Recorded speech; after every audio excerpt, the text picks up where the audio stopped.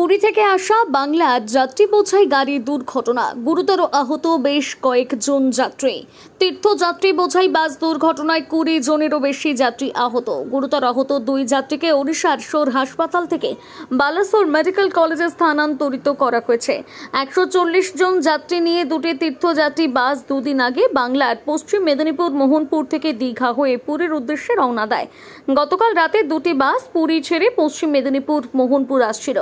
তখন 70 জন যাত্রী নিয়ে দ্রুতগামী একটি বাস 16 নম্বর জাতীয় সড়কের ওড়িশার রাধাবল্লভপুরে নিয়ন্ত্রণ হারিয়ে মহাসড়কে উল্টে যায়। ধারণা করা হচ্ছে বাস দুর্ঘটনায় 20 থেকে 25 জন যাত্রী আহত হয়েছেন।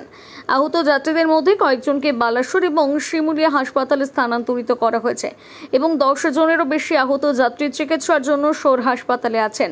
তাদের মধ্যে বাসন্তী খামারি, গীতাঞ্জলি মাইতি এবং রাধাকৃষ্ণ ধিন্দা গুরুতর আহত। তাদের বালাসোর মেডিকেল কলেজে স্থানান্তরিত করা হয়েছে।